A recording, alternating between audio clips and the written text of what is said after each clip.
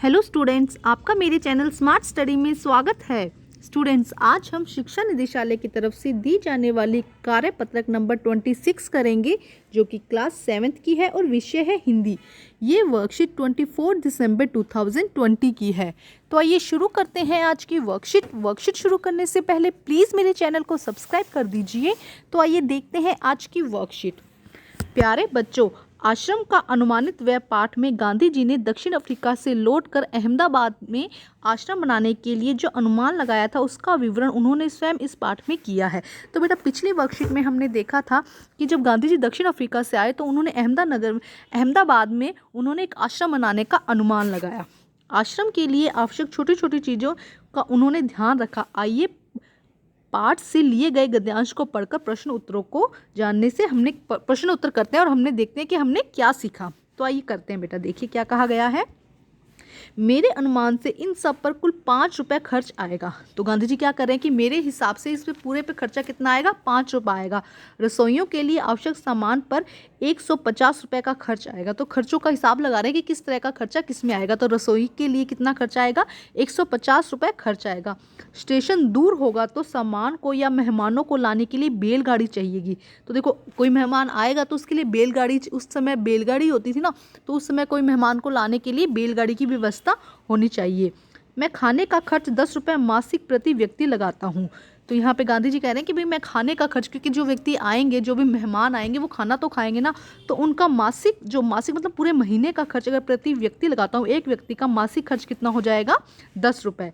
मैं नहीं समझता कि हम यह खर्च पहले वर्ष में निकाल सकेंगे। तो गांधी जी कह रहे हैं कि भाई मुझे ये नहीं लगता कि जो भी हम खर्च लगा रहे हैं इसके ऊपर, हम जो इतना व्यय कर रहे हैं उसका पूरा हिसाब हमें इस एक साल में मिल जाएगा। वर्ष में औसतन 50 लोगों का खर्च 6,000 रुपये आएगा।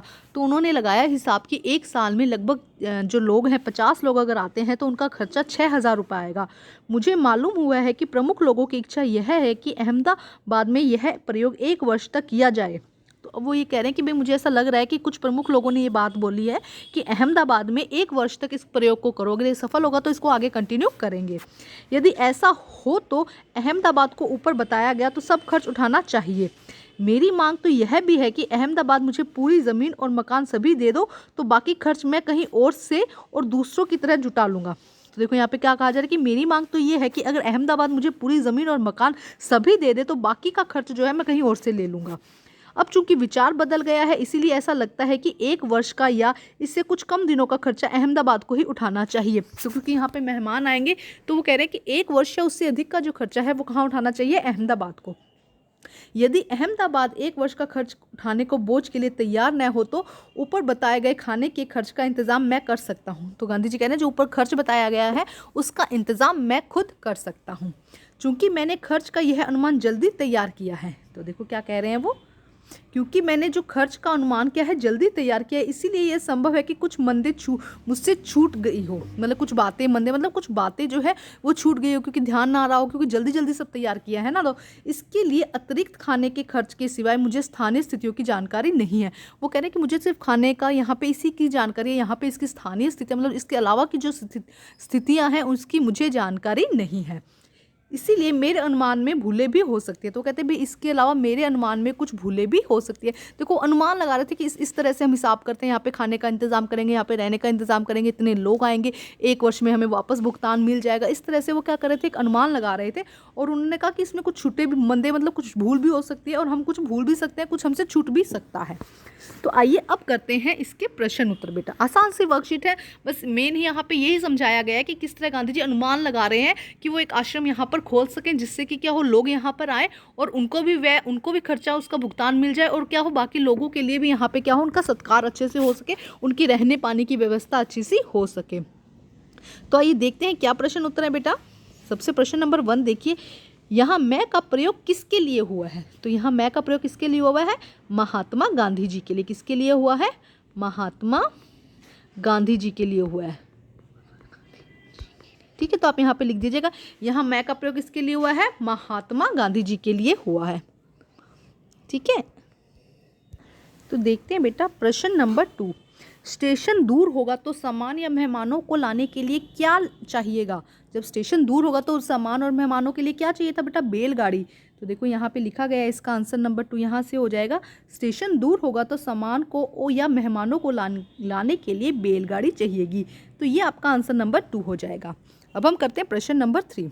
देखिए क्या कहा गया बेटा प्रश्न नंबर 3 में, लोगों की इच्छा के अनुसार अहमदाबाद में यह प्रयोग कितने वर्ष तक किया जाए। कितने वर्षों तक किया जाए कि 1 वर्ष तक किया जाए। तो देखो यहाँ पे आंसर नंबर 3 भी दिया गया है। प्रमुख लोगों की यह इच्छा है कि अहमदाबाद में यह प्रयोग 1 वर्ष तक किया जाए। तो आंसर नंबर 3 यहाँ पे हो जाएगा। अब हम करते हैं प्रश्न नंबर 4। तो देखो क्या कहा गया प्रश्न नंबर 4 में बेटा, बहुत ही आसान क्वेश्चन आंसर है इसके। मेरे अनुमान में भूलें हो सकती है, लेखक ने ऐसा क्यों कहा। क्योंकि उसने आइडिया नहीं था ना बेटा कि कितना खर्च है, वो अनुमान लगा रहे थे।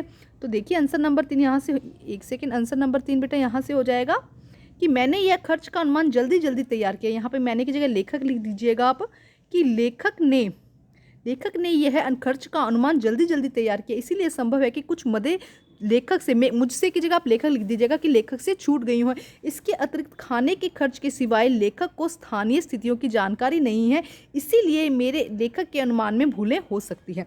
तो जहाँ पे भी बेटा मैंने या मुझे है ना, वहाँ पे आप लेखक लिख देंगे। इसके अंदर बहुत क्लियर, अलग से लिखवाने की ज़रूरत ही नहीं। एक बार फिर रीड कर देती हूँ मैं। लेखक ने खर्च का यह अनुमान जल्दी जल्दी तैयार किया है, इसीलिए यह संभव है कि कुछ मदें लेखक से छूट गई हो। इसके अतिरिक्त खाने के खर्च के सिवाय लेखक को स्थानीय स्थितियों की जानकारी नहीं है, इसीलिए लेखक के अनुमान में भूलें हो सकती है। तो मेरे की जगह बेटा आप यहाँ पे सिर्फ लेखक लिखना है आपको। मैं हर जगह लिख देती हूँ यहाँ पे लेखक को, है ना। तो ये आप कर लेंगे, इतना काम आप कर सकते हैं बेटा अपने, बस मुझे या मेरे की जगह आपको क्या लिखना है, लेखक। तो ये हो जाएगा आपका आंसर नंबर 4 बेटा। ये कौन सा आंसर हो जाएगा, आंसर नंबर 4। देखिए यहाँ से, एक सेकेंड, यहाँ से बेटा आपका आंसर नंबर 4 हो जाएगा। एक सेकेंड, हम देखते हैं ज़रा एक बार फिर से बेटा। यहाँ से आंसर नंबर आपका 4 हो जाएगा, ठीक है, यहाँ से लेके यहाँ तक। अब हम करते हैं प्रश्न नंबर 5। देखिए क्या है, एक एक्टिविटी दी गई है, गतिविधि। आपको कई बार लगता होगा कि आप कई छोटे मोटे काम जैसे कि घर की पुताई, दूध दूहना, खाट बुनना जैसे काम कर तो सकते थे। ऐसे कामों की सूची बनाइए जिन्हें आप चाहकर भी नहीं सीख पाए। क्या कारण रहे होंगे, उन कामों की सूची बनाइए जिन्हें आप सीखना चाहते थे। तो बेटा छोटे होते तो बहुत सारे काम होते जो हम सीखना चाहते हैं, जो हम नहीं सीख पाते। तो ऐसे किन्हीं भी 5 कामों की सूची बनाइए या 2 कामों की सूची बनाइए जो आप चाहते थे और आप नहीं कर पाए। तो एग्जाम्पल पे मैं लिखवा देती हूँ कि इस तरह के काम थे, आप उसमें और भी ऐड कर सकते हैं। तो आइए करते हैं आंसर नंबर 5। तो देखिए बेटा आपकी गतिविधि का आंसर आप इस तरह से लिख सकते हैं।